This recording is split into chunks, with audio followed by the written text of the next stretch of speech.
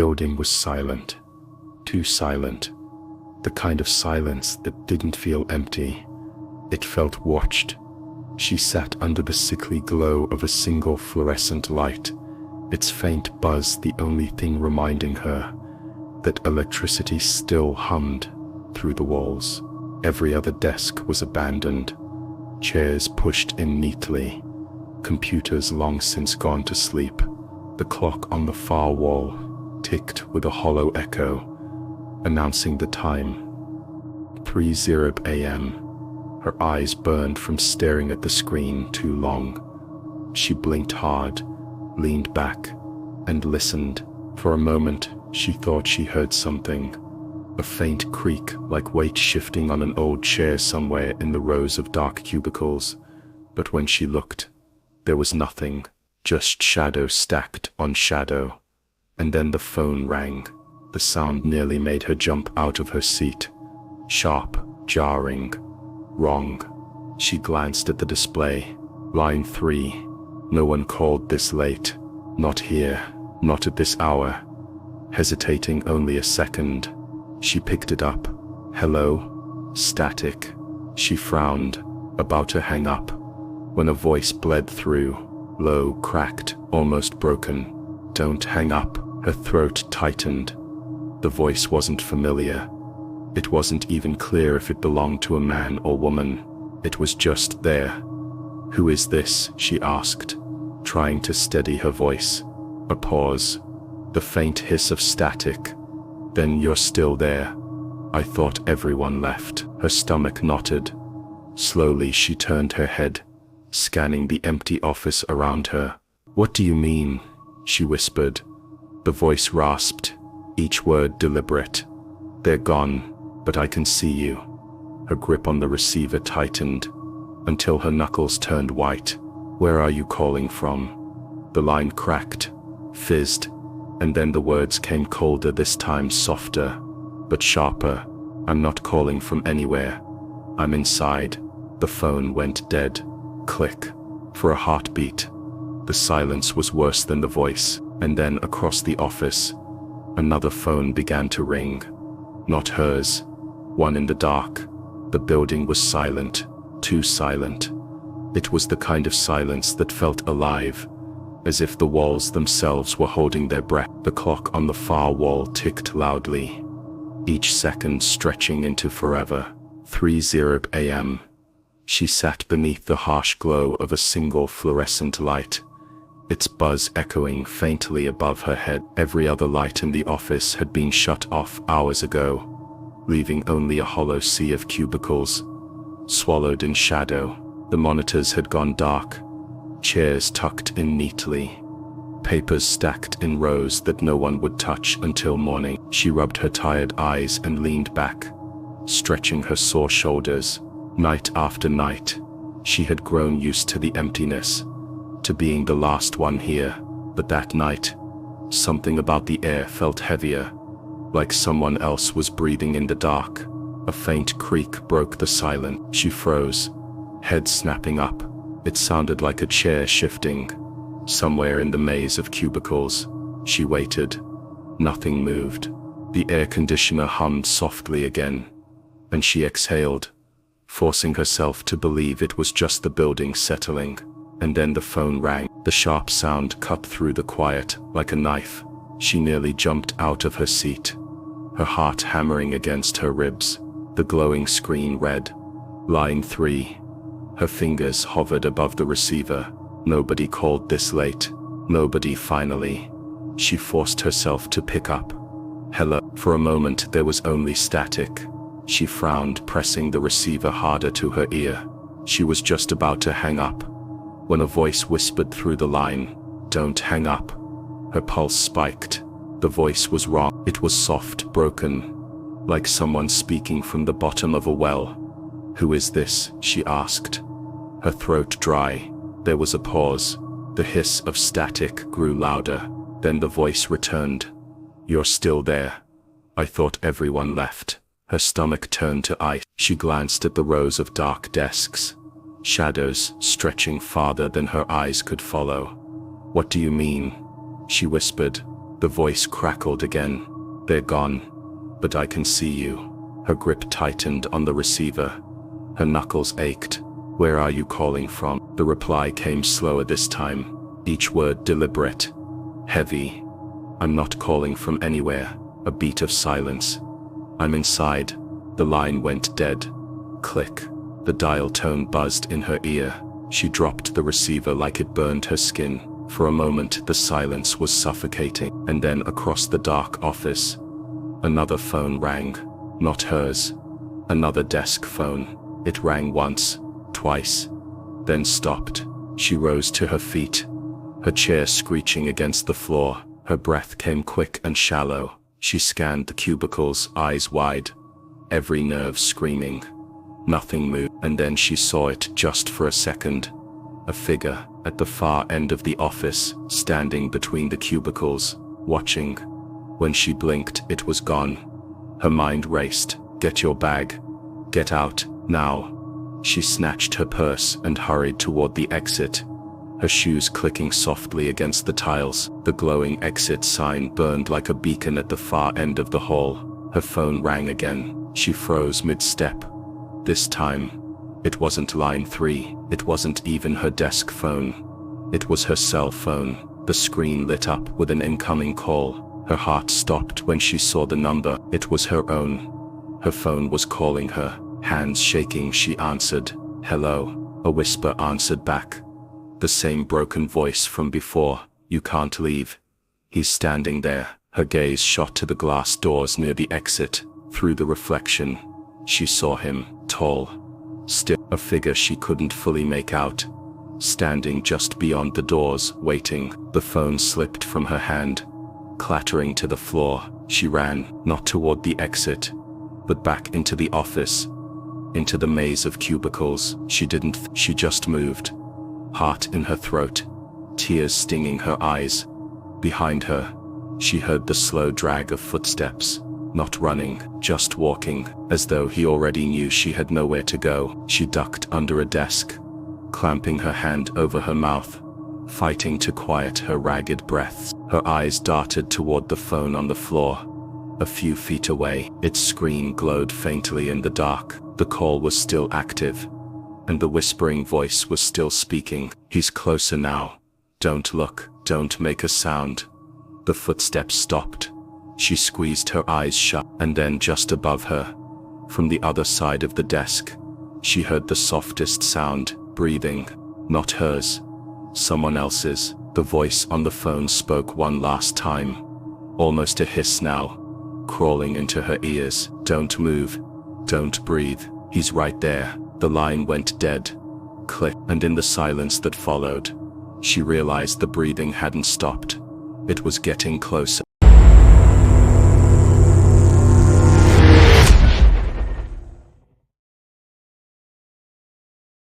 The building was supposed to be empty. Every desk was dark, every hallway silent, every window reflecting only the faint glow of the streetlights outside. She should have felt alone, but she didn't.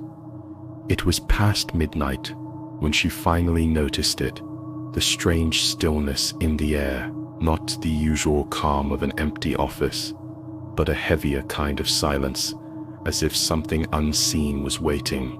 She shook it off and kept typing, her fingers clattering across the keyboard, just to fill the quiet.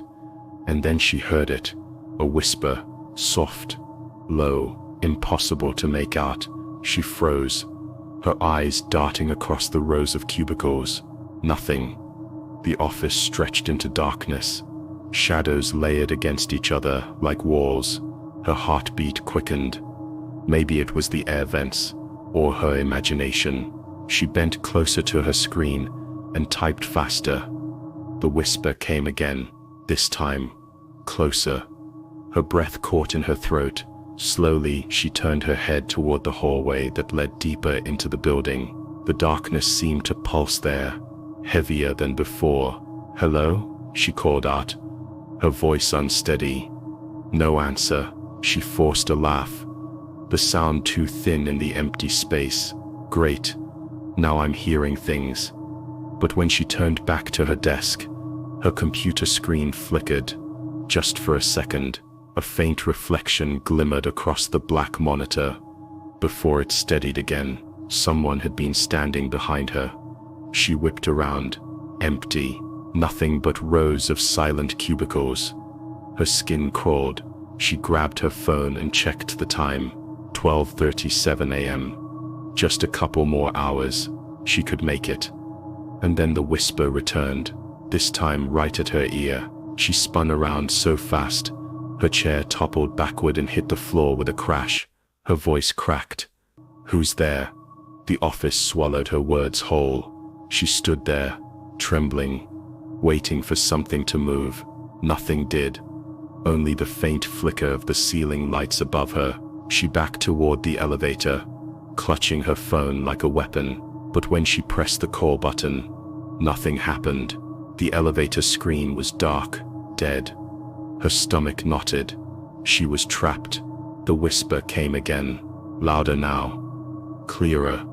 "You're not supposed to be here." Her hands shook violently. She lifted her phone, its screen casting a pale glow.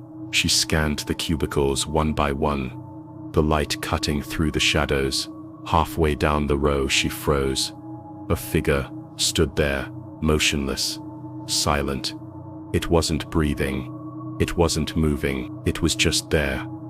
Her phone slipped from her hand and hit the floor. The light went out, plunging the office back into blackness. And in that darkness, the whispers didn't stop. They multiplied. Voices in the empty office. Part 2. The darkness pressed against her, thick and suffocating. She could hear them now. More whispers, spilling from every corner of the office. Some were fast, like hurried secrets. Others were low and drawn out, like a breath brushing against the back of her neck.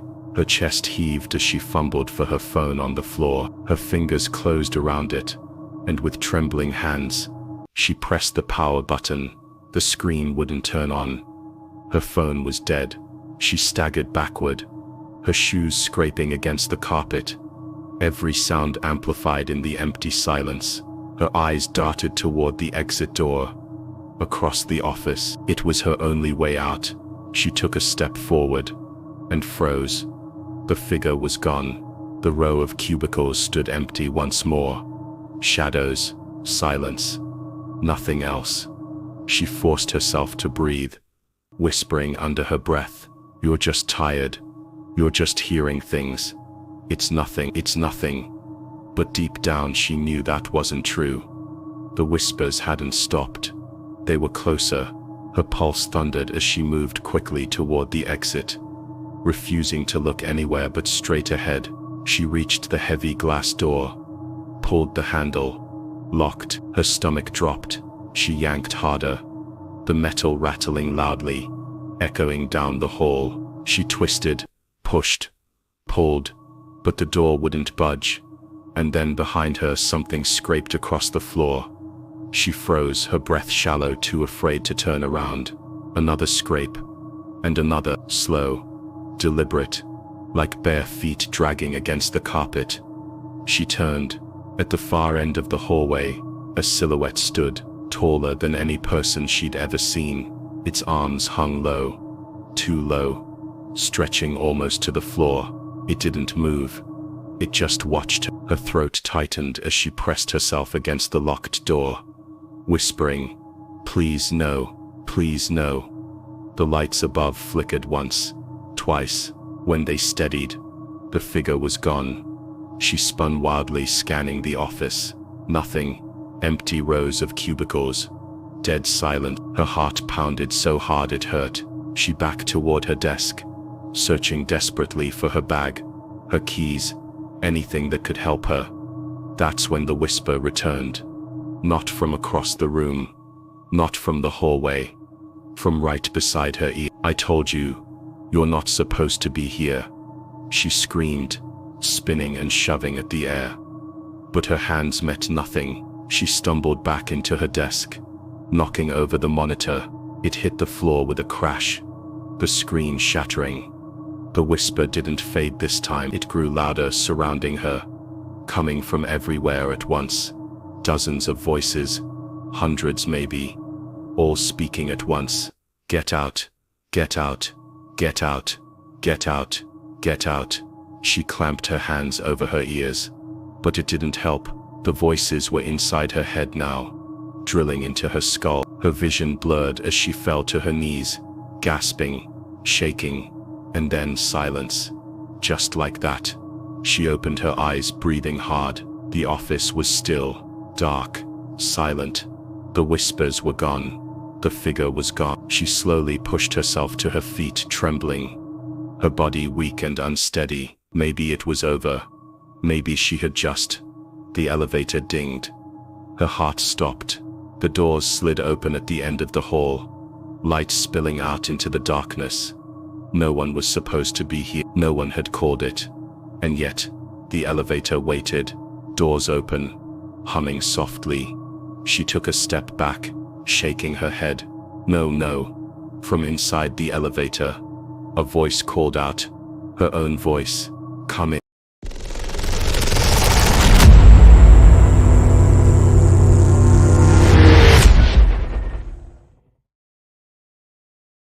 Working nights as a security guard wasn't glamorous, but it was steady pay, and for Daniel, it usually meant long hours of silence, broken only by the hum of fluorescent lights and the occasional creak of the old office building settling into itself. It was close to midnight when his shift began. He sat in the cramped security booth, sipping lukewarm coffee and watching the wall of grainy CCTV monitors, rows of empty hallways, vacant offices, a deserted lobby. It was all so still, so lifeless, that sometimes he wondered if the place itself had been abandoned. The building was supposed to be empty. After 9 p.m., no employees, no visitors, just Daniel and the cameras until dawn. He leaned back in his chair, rubbing his tired eyes, when one of the monitors flickered. Camera 12. The East Wing hallway. Daniel frowned, leaning forward. For a second, the static cleared, and he could have sworn he saw movement, just a shadow slipping across the hall. He straightened in his chair. Probably nothing, he muttered. Maybe a glitch in the feed. It happened sometimes with the older cameras, but something about the way that shadow moved. It didn't look like static. Daniel grabbed his flashlight and his key ring. Stepping out of the booth, his footsteps echoed sharply as he walked down the empty corridor, the fluorescent bulbs above buzzing faintly. The East Wing was colder than the rest of the building, the kind of cold that sank into your bones. He shivered, tightening his jacket. When he reached the hallway, it was just as empty as the screen had shown. Long rows of doors on either side, all locked, all dark, nothing out of place. And then he noticed it. One of the office doors at the far end was slightly ajar. Daniel stopped. That door should have been locked hours ago. His grip tightened on the flashlight as he slowly approached, his heart thudding against his ribs. The closer he got, the more he could feel something was off, like the air itself was heavier, pressing down on him. He nudged the door with the tip of his boot, pushing it open. The office was dark, save for the pale glow of the moon filtering through the blinds. Papers littered the desk, the chairs neatly pushed in. Nothing unusual, but Daniel's gut twisted, because the moment he stepped inside, he realized something was wrong. The air smelled faintly of cigarettes, fresh smoke, but Daniel knew he was the only one in the building. Daniel froze in the doorway, his flashlight beam trembling across the office walls. Cigarette smoke. The smell was sharp, recent, like someone had been here only minutes ago. But that was impossible. He slowly swept the beam of light across the room. Empty chairs, a silent desk phone, the blinds swaying slightly, though the windows were shut tight. His throat went dry. "Hello," he called out, his voice echoing far too loudly in the stillness. No answer. He stepped farther into the room, the floor creaking beneath his boots. The smell grew stronger, wrapping around him, clinging to his uniform. He turned in a slow circle, flashlight shaking in his hand. That's when he saw it. A trail of ash on the carpet. It stretched from the corner of the desk to the far wall, where it simply stopped. No ashtray. No cigarette butt. Just a faint burned trail leading to nothing. Daniel's skin prickled. He backed toward the hallway, his hand hovering over the radio clipped to his belt. Maybe he should call it in. Get another guard sent out here. The radio hissed. Static erupted suddenly, loud and sharp. Daniel flinched, nearly dropping the flashlight. Through the crackle, a voice whispered, "Get out." His blood turned to ice. He ripped the radio from his belt, staring at it in shock. The channel was dead. He was the only one on the line. And yet, someone had spoken. Daniel bolted into the hall, his boots pounding against the tile floor. He didn't stop until he reached the main security booth. His chest heaved, sweat rolling down his face. He slammed the door shut and locked. For a moment, the small room felt safe, like a barrier between him and whatever was in that office. Then he looked at the monitors. Every single screen was normal. Empty hallways, silent offices. Except for camera 12, the East Wing. Daniel leaned closer, his breath fogging the glass. Someone was standing in the hallway. A man, tall, thin, head tilted unnaturally to one side, and in his hand, glowing faintly red, was a lit cigarette. The man didn't move, didn't walk closer. He just stared directly into the camera and smiled. Daniel's heart pounded as he stared at the monitor. The figure didn't move, didn't blink, just stood in that cold hallway, smoke curling around his face. Daniel squeezed his radio, but his hand was trembling so badly, he could barely press the button. This is Security Officer Daniels requesting immediate backup. There's someone in the East Wing. Static. No reply. The voice on the other end was gone. Daniel swallowed hard. The man on the screen took a slow drag of his cigarette. Ember, flaring bright red. Then, without warning, he raised his free hand and waved, directly at the camera. "No," Daniel whispered, stumbling back from the monitors. His breath quickened, chest heaving, as panic surged through him. The screens flickered. One by one, the cameras died, hallways dissolving into black static, until only one remained. Camera 1, the security booth. Daniel's stomach dropped. On the monitor, he saw himself standing frozen in the booth, eyes wide with terror, and behind him, in the corner of the room, the tall man, with the crooked head. His cigarette burned bright. Daniel spun around, flashlight beam slicing through the shadows.